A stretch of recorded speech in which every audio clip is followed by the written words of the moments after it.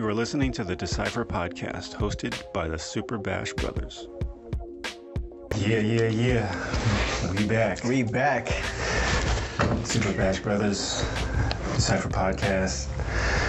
Had a little break, but it's good to be back. Yeah. Kind of miss it now. Yeah. We're back. I'm excited. Yes. Excited to talk about some choreography today. I'm going to talk about the choreography process and maybe the different approaches to creating choreography. I don't know. Maybe go into a discussion about it. Yeah, just all kinds of, I guess, phases about, creating. Like before you create, while you're creating, I guess after you create, prepping to create. Oh.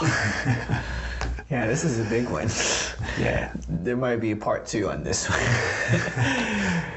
Because there's so many different ways of doing it. I think we should bring up more about first how it just came about. How this topic came into our radar. Yeah, so I was, we were at rehearsals the other night, and my juniors directors were discussing like what they want to do for rehearsals, and from the kids' feedback. So they made them write some, like, what would you like to improve on and what would you like to learn, and choreography was one of them. And so they were trying to develop a way to how to teach and break down the choreography. And one of the discussion that turned kind of low-key debate was, do we assign them homework first before we teach them how to choreograph? So what would homework kind of be? Would it be like guided, like make something like this, or is it just make this amount of music, this amount of counts? Counts. Yeah, I don't know what they ended up finalizing, but I think it's just here's the music and create kind of thing. Gotcha. Like how we used to do back in the day. Yeah. I think that's what they were attempting to do, and the discussion was, we were all going back and forth on the ideas of we should teach them first. It might help them create easier, or it'll help, like, give them the tools to do it, and they'll know how. Then they'll know how to at least start drawing. Yeah. For instance, kind of. Yeah, so that's, I don't know. What's your take on that? so basically, it's like, do we show them how to choreograph, or do we just tell them to choreograph? Yeah. Kind of at its core, its real core. Yeah. Man. Yeah. I feel it's the chicken and the egg kind of thing, for sure. Yeah, I mean, there's different ways of trying to learn any sort of discipline, right? Whether it's like dancing or martial arts or art. Sometimes you're given the tools first and then get hands-on.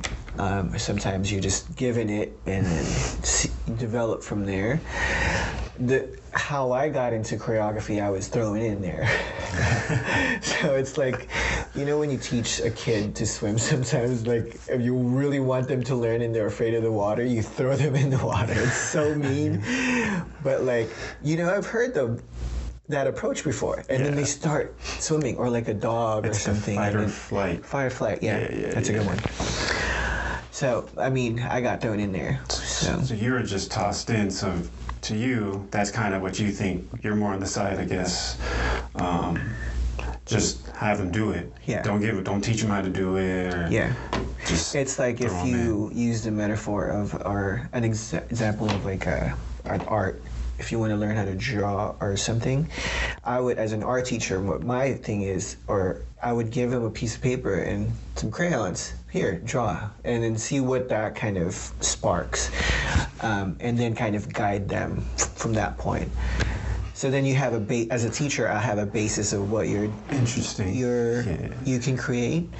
But on the other side, like my directors were saying, what if you taught them what their body awareness is, or like their full range of motion? So in the metaphor of art, here's how much blues you can use, here's how much reds you can use, and now work with it, kind of thing. Interesting. Yeah.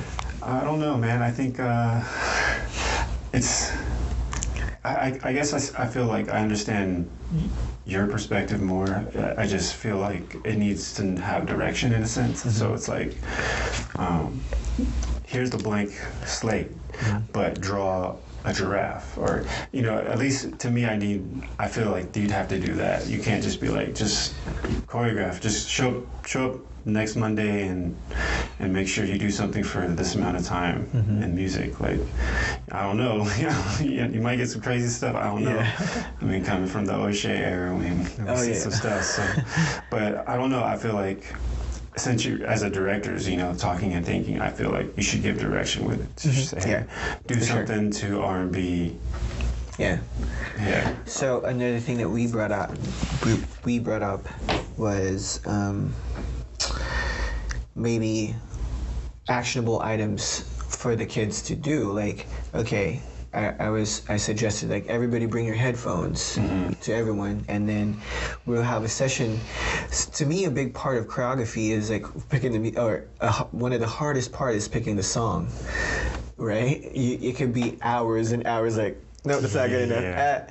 I don't like that part. Because it has to move you, but it has to move them, like other people that are watching. Yeah, if you want to consider, like, the audience, what they would like. But if you're just like that artist that I'm just going to pick something that I like, it can take forever. For real. And it's never ending.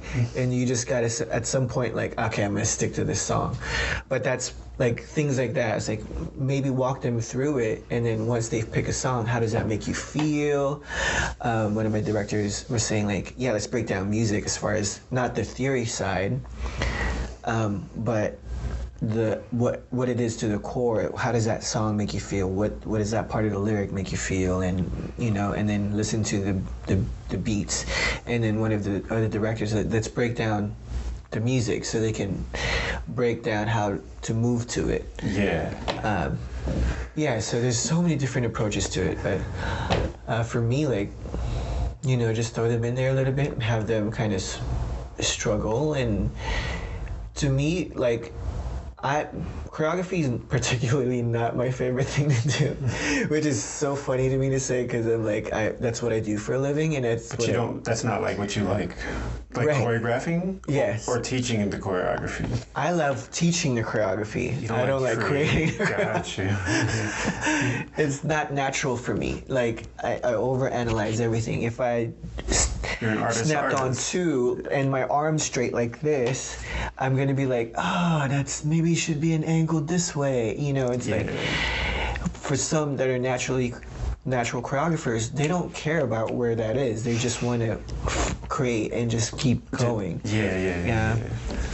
I don't know. That's like my impression of natural choreographers, but for me, it never came natural. So interesting. That's crazy, man. But for me, like, as a director, I would see what they like, first of all, because I want to see that if they even like choreography, and what they can make. If it's just simple and step touch here and like repetitive movement, that's cool, and then guide them from there. But obviously, like, give them some sort of base and foundation to choreograph before they give them homework. No, I'm with you, but I would give them at least a direction. For sure. To go against, like, devil's advocate. I don't see a problem with teaching, a few fundamentals of locking, and then you say, hey, okay, you guys, incorporate this. Do homework, but do whatever, but you still have these new tools you have now, and see if you want to incorporate them in what you do. Yeah, that's a good one. It's not a bad thing either, but you just favor the other. That's why, like, it's not like this or that, or it's the chicken and the egg thing for sure to me. That whole question, because it's like you can approach it so many different ways, and it's not bad either way.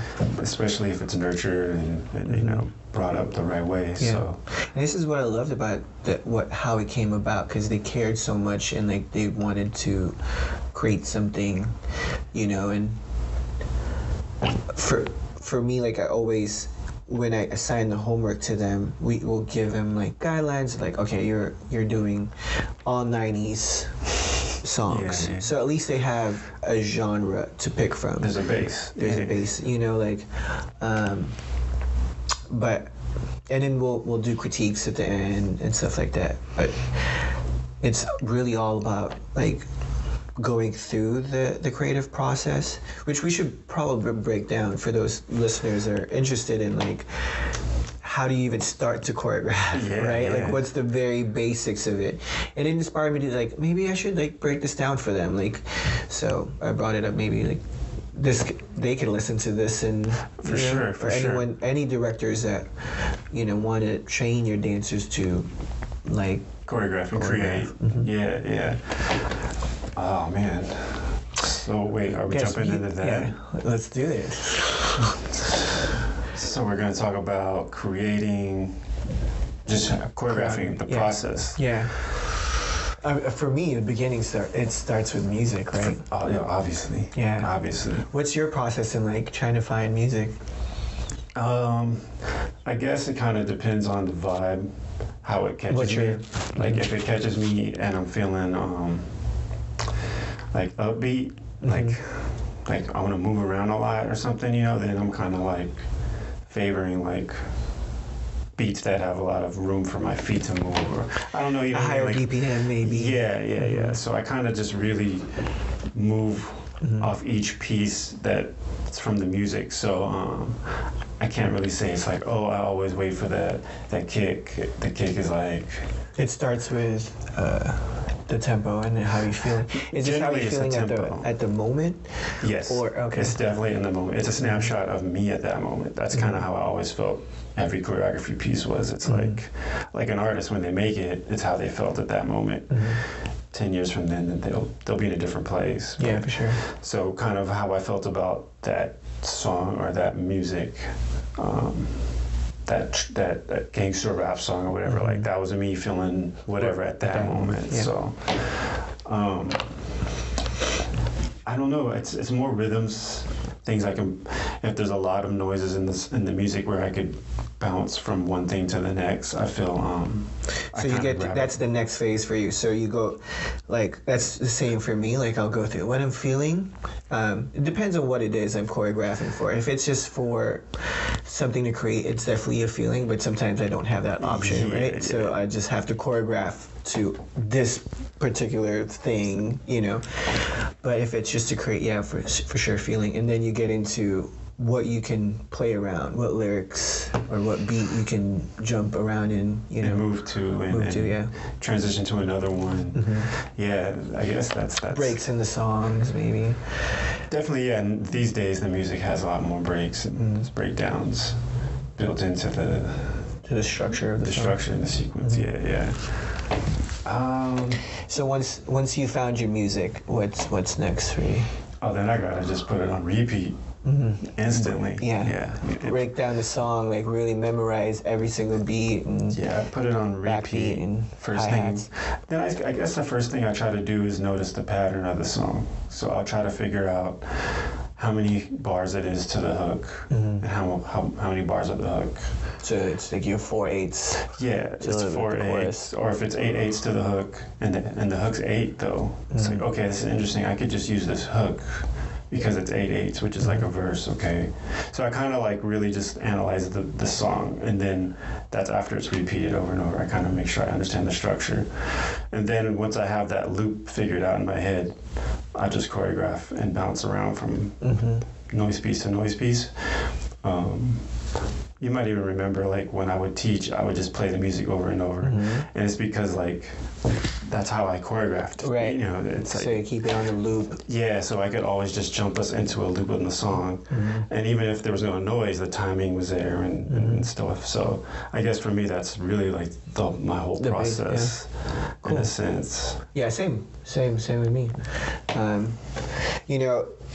Sometimes after I've like maybe analyzed the song and know where the eights are and the parts, if it's the verse, the chorus, or the hook, I'll play the music and groove to it, or like freestyle and see what I come up with. For me, the hardest part is the first move. It's like the first sentence of your paper. The first move. I always to me, the first move is what sets off the rest of my choreography for me.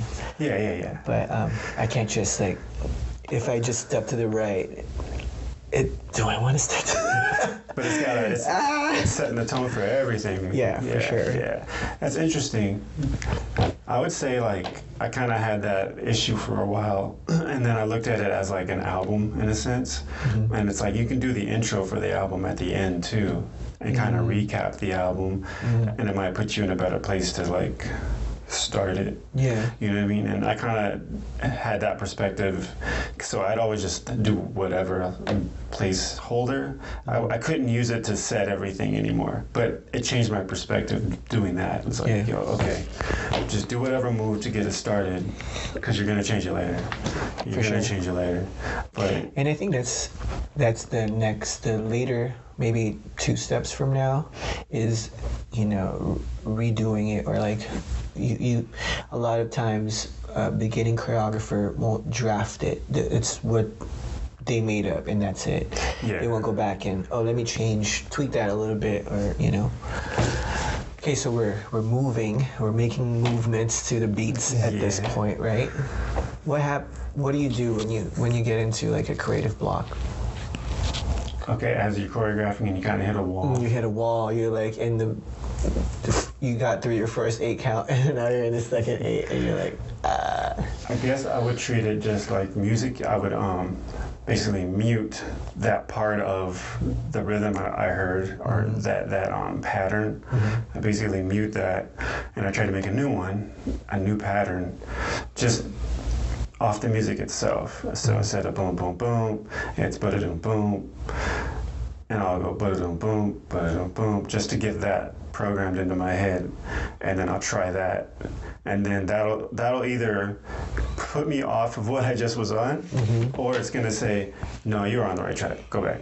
It's like, you just did this, and that just showed me like, no, you're in the right place. Okay, now go. Now I kind of have a little more confidence now going back. So do you just push through that 8, like, because you're trying to create the same pattern? You're like, let me just work through this. Yeah, I really kind of treat it like, I guess, like writers write music, or lyric writers, so I'll just kind of and you keep finding it, and then it just starts to have some freaking words, then I'll make those words have meaning, then like, so each piece, I keep polishing it over and over, and that's why I guess my style with the music always was just playing on repeat. It's because it's like that. It's just part of that cycle. It's just looped over and over for me. Yeah, same. It's like And then I mean, for me, if I get really, really, really stuck, I'll take a break, do something else. Like. Walk around, check. Yeah, when you hit a wall. We hit a serious wall. Just take the music off your head take for a second. Take the music off. Interesting. Walk away from it for a little bit. Because sometimes those are definitely needed. What was that? I was gonna say those are definitely needed. Though you gotta definitely. Yeah. And then I'll come back to it with a fresh set of ears, and sometimes I come back and there's still nothing there.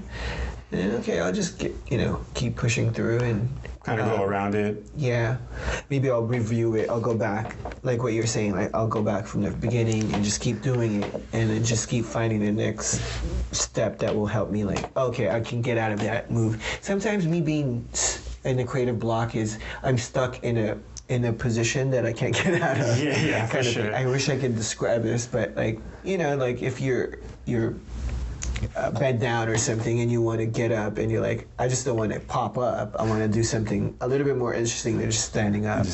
But I got only 1/2 count. Yeah. All the variables. Just trying to keep it simple. But so, I guess for me, the next phase after, like, if you're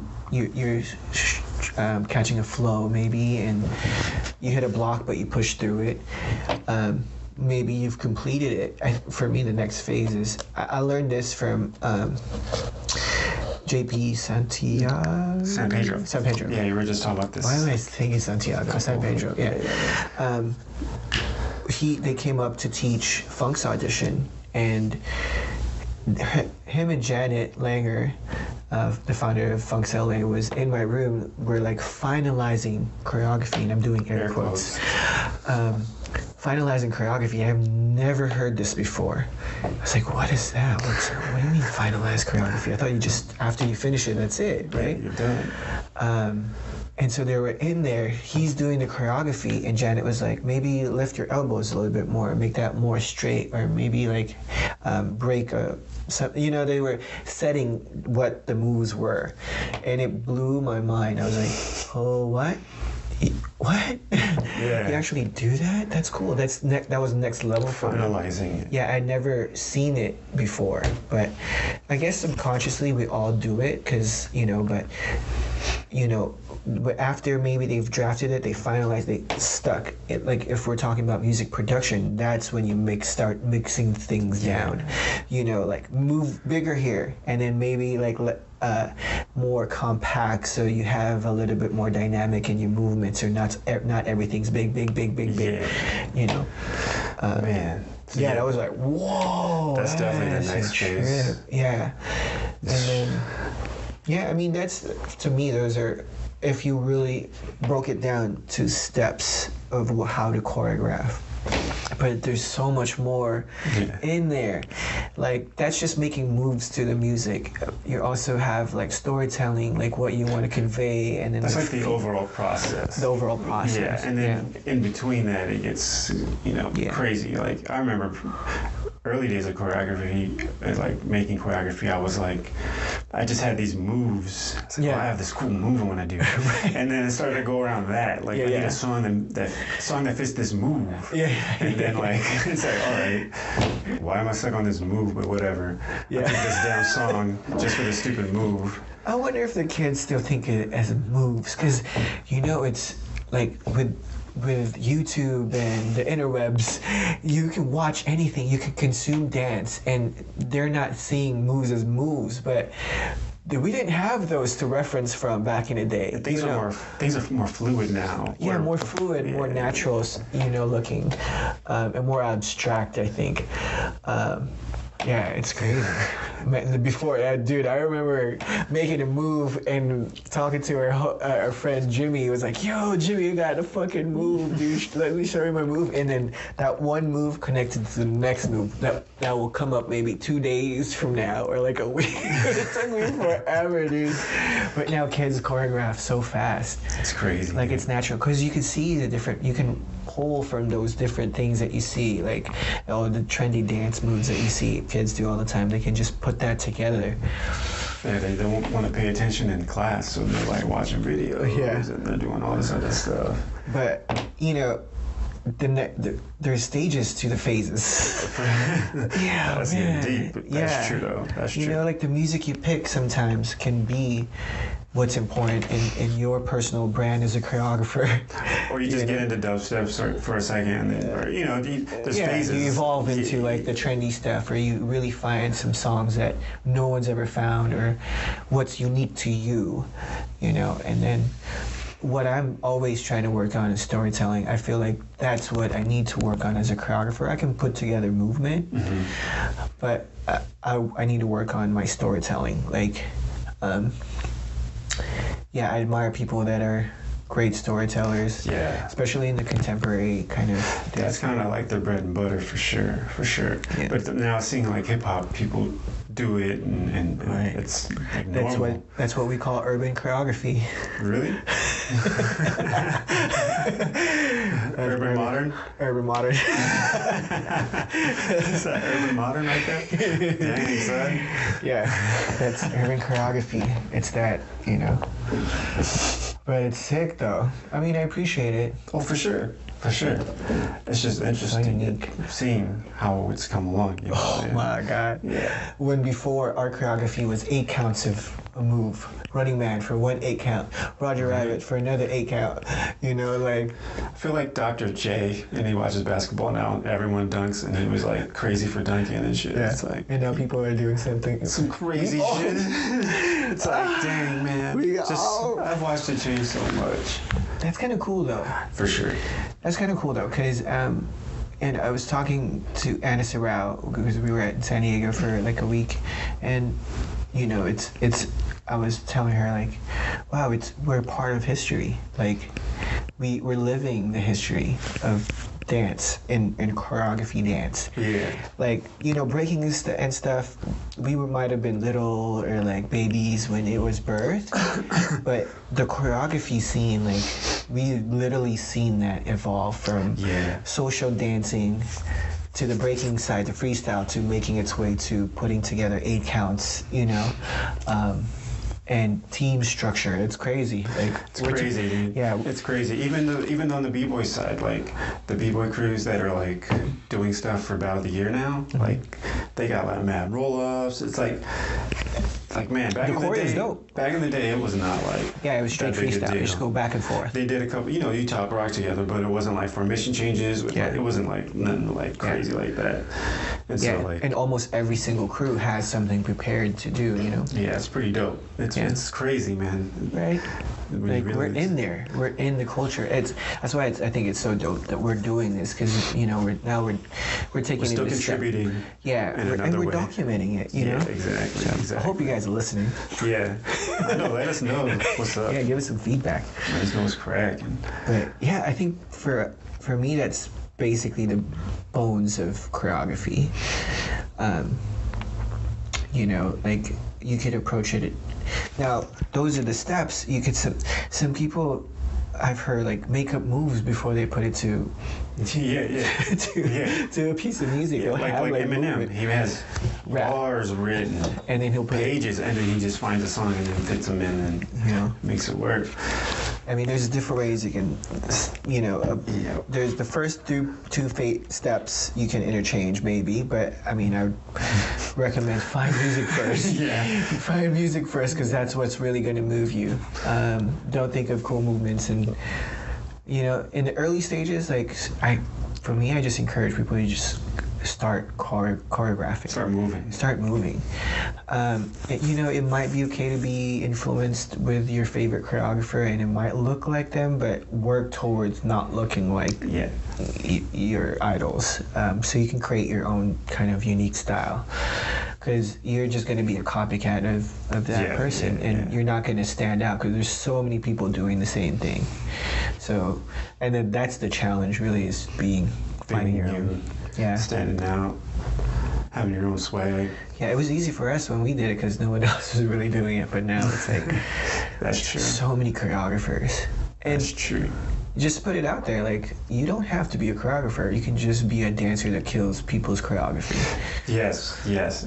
Like, it might not be for you. Like, because you can put together, it kind of doesn't mean that you should always do it. Or everyone has to do it all. Everybody has to do it. If you're just a dancer that can kill it, that's okay. That's totally cool. Don't feel like you need to be a choreographer as well. It's nice to have in your arsenal, but there's some dope dancers that just kills other people's choreography. Beyonce don't write all her songs. Yeah. You know what I'm saying? So someone else is making those like things for her. She's just performing it and killing it. So it's the same thing, like.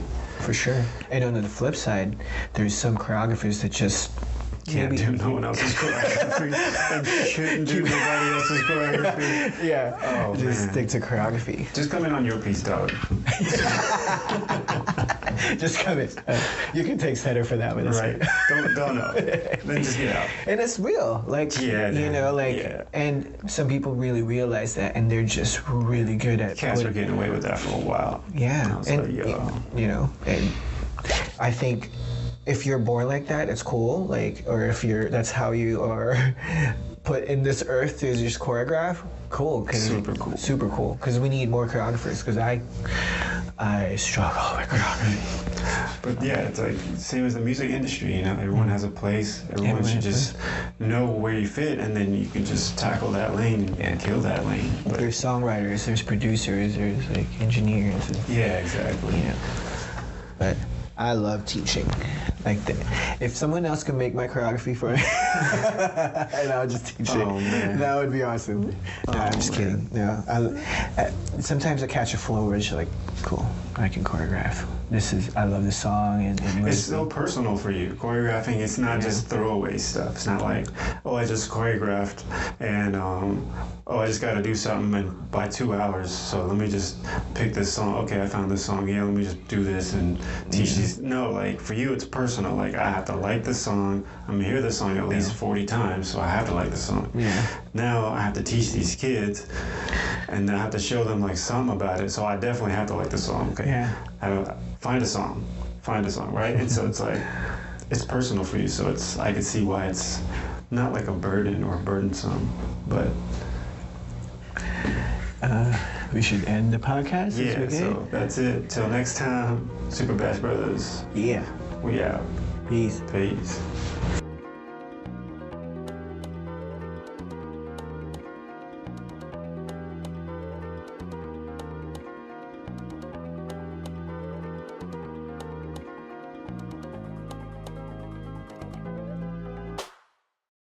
Thank you for listening to the Decipher podcast. Show your support by passing this episode along on your social media.